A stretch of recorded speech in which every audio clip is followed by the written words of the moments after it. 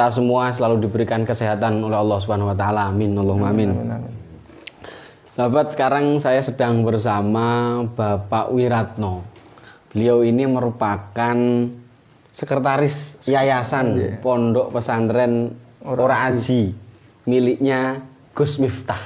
Nah, kita tahu bahwa Gus Miftah merupakan salah satu kader muda Nahdlatul Ulama yang bisa membuktikan bahwa Nahdlatul Ulama itu juga bisa masuk ke kalangan-kalangan elit hingga artis, politisi, pejabat-pejabat pemerintahan. Gus Miftah membuktikan itu.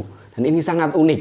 Kenapa? Karena tidak banyak tidak banyak kader-kader NU yang bermain di sana, tapi Gus Miftah bisa menjadi salah satu contoh role model bahwa kader-kader NU itu juga bisa berada di sana. Nah, karena Pak Wiratno ini merupakan sekretaris yayasan, tentunya beliau ini sangat dekat dengan Gus Miftah.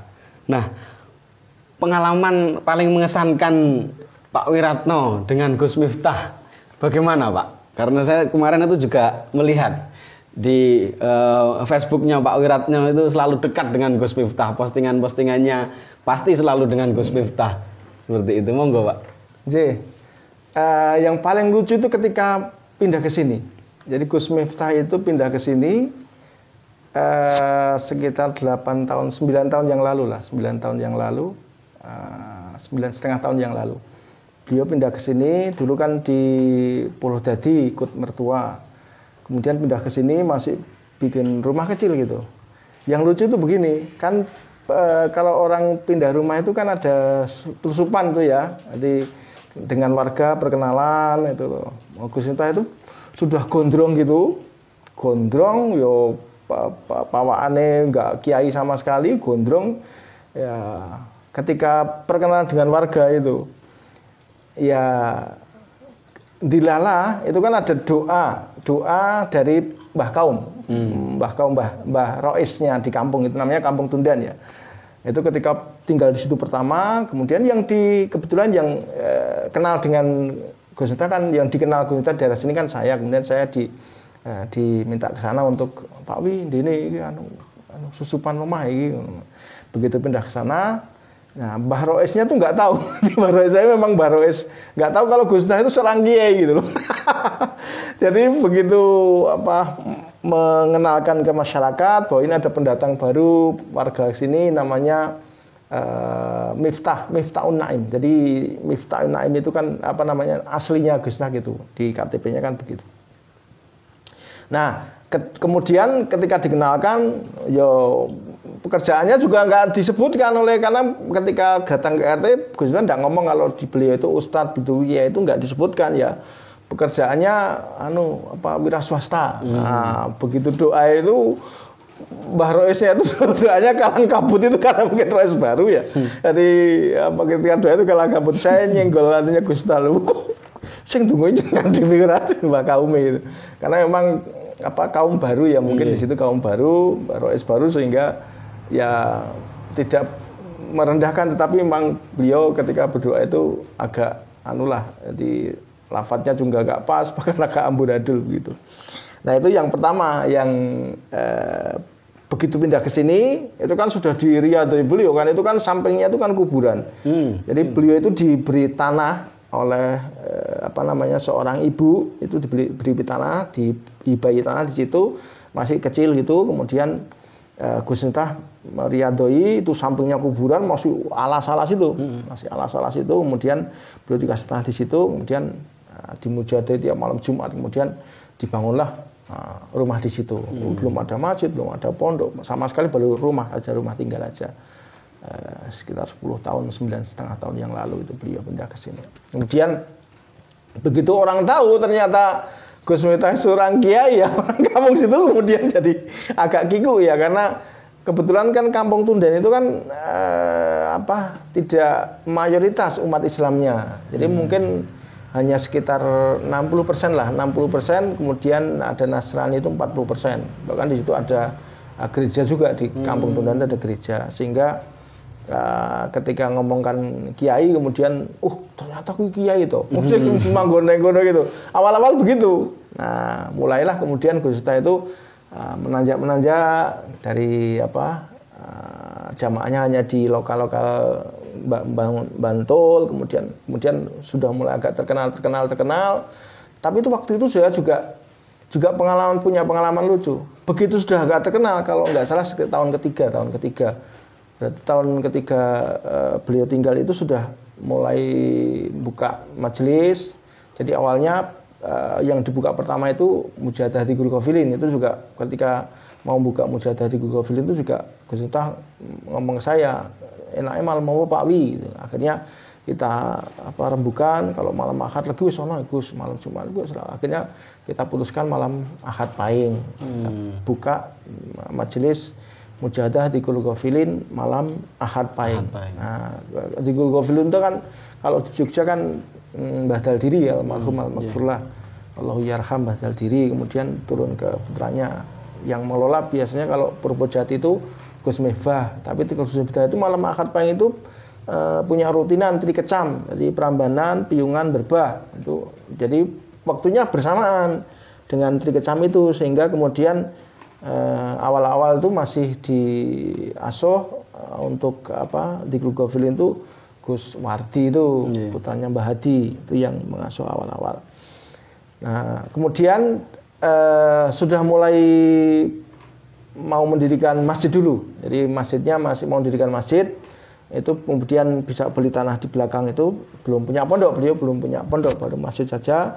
Ya kesibukan beliau ya, mengisi pengajian di mana-mana itu sudah mulai agak terkenal itu. Saya sudah mikir, ini nanti kalau Gus Miftah sudah semakin terkenal, kemudian kesibukan beliau padat banget, nanti akan berimbas kepada jamaah-jamaah sini yang kesulitan untuk mengaturi Gus Miftah.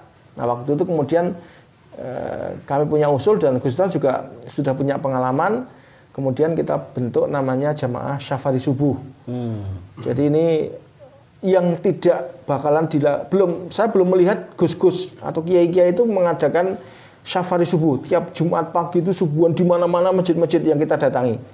Nah, ini salah satu pengorbanan Gus Miftah yang tidak dilakukan, tidak dipublish oleh orang, bahwa Gus Miftah itu ketika itu kemudian mengupaini jamaah-jamaah tiap Jumat pagi dengan saya dan jamaah rutinan gitu, berkeliling dari masjid ke masjid, kemudian beliau mengisi Mau'idah Hasanah setelah sholat subuh, kemudian mengisi pengajian dari masjid ke masjid. Masjid punya pengalaman, banyak pengalaman, ada yang masjidnya nggak ada jamaahnya, ada masjidnya yang ditutup dan sebagainya itu. Nah, pernah sekali itu kan yang nyopiri saya baru saja punya mobil aja belum beli itu, baru dipinjemi itu mobil Avanza awal dulu itu, yang nyopiri saya. Nah, subuhan itu macet mobilnya. Sampai di Subuh Tinggaku itu macet ya. Saya juga nggak ngerti mesin, soalnya menyopir tuh mesin nggak tahu. Terus sampai lama itu kemudian ya akhirnya minta tolong ke salah satu orang itu untuk memperbaiki mobil itu. Dan yang lucu itu kan sebelum punya mobil itu yang kita dereki aja. Kadang-kadang saya pakai pakai ambulan kita. Kadang-kadang derekannya itu saya boncengi motor gitu. Yang dari masjid ke masjid itu. Dan itu luar biasa menurut saya perjuangan Gus Miftah itu. Kadang-kadang gini ya, baru pulang dari Pati, ngaji di Pati di Poro, baru pulang jam 3. Kemudian jam 3:30 sudah saya bel. Agak turun, wah ini komitmen loh Gus. Akhirnya ya wis, akhirnya ya begitu. Itu sampai sekarang istiqomah, tetapi karena kesibukan beliau, kemudian kalau pas slow ya mengisi. Kalau enggak sekarang udah ada badalnya. Kiai Syafi'i, Maskur Syafi'i itu yang mengisi ketika kita keliling Safari Subuh itu. Yang dibentuk oleh jamaah oleh Gus Miftah itu masih istiqomah sampai sekarang tiap Jumat pagi. Nah, kalau berkeliling itu kemudian ada sedekah Jumat di tempat adik saya, ada soto batok itu kemudian semuanya jamaahnya ke soto batok. Jadi Safari Subuh langsung soto batok, kemudian menjadwalkan Jumat nang ndi. Nah, itu di soto batok itu. Itu salah satu perjuangan Gus Miftah yang tidak dipublish. Jadi beliau itu tiap Jumat pagi ngaji dari masjid ke masjid, berkeliling kita derek. Nah, itu biasa. Ini yang mungkin tidak banyak diketahui orang. Bahkan itu ketika ditanya Lho, kontribusine Gus Miftah iki nek selane anu lho. Iki ngaji ki ra dikeki bisyara blas. Ngaji ki bahkan ninggali. Saya menjadi saya sendiri di beberapa masjid sing agak dibangun itu malah ninggali. Nah, ini ngaji ora dikeki bisyara malah ninggali. Dan ini mungkin ya orang-orang belum pada tahu. Jadi Gus Miftah seperti itu di awal-awal beliau tinggal di sini. Nah, sekarang juga sebenarnya masih kalau pas lo betul ya masih inginlah untuk menemani itu, tapi karena kesibukan beliau sudah luar biasa, karena kadang sekarang itu kan bisa 2 hari 3 hari di Jakarta karena jadi host di TV itu sehingga tidak bisa meninggalkan di Jakarta, sehingga kadang-kadang yang ganti ya Kiai Syafi'i itu, kalau nggak ada sama sekali ya baru saya, tapi badal utamanya adalah Kiai Syafi'i itu yang safari subuh. Kemudian yang lain-lain, jadi kebetulan kan Gus Miftah itu kan selain mengelola anak-anak yang sekolah di pondoknya itu, ini yang mungkin agak menjadi pertimbangan kita juga. Saya sudah matur di pengurus, karena kan siapapun yang datang diterima. Jadi santri itu nggak kayak di pondok-pondok lain ada seleksinya, kemudian kurikulumnya itu nggak ada sama sekali kan. Orang yang ingin mondok, orang yang baru saja sadar kemudian datang ya diterima. Nah ini yang justru malah kadang-kadang bisa jadi masalah. Jadi dia baru saja tobat, tapi ternyata tobatnya tobat Lombok gitu ya, diterima begitu, kemudian kumat lagi ngaku santri orang haji. Ini kan jadi masalah ini, dan ini kejadian betul. Jadi karena Gus Miftah itu mungkin ya beliau baik betul, karena siapapun yang mau mondok tanpa dilihat latar belakangnya ya diterima. Bahwa itu preman baru saja tobat atau ya diterima. Nah ini yang kadang-kadang kita juga memikirkan bagaimana itu pola pengajarannya kan. Sudah ada yang kalau diajar Quran sudah ada yang bisa. Nah, ini kan sama sekali belum bisa.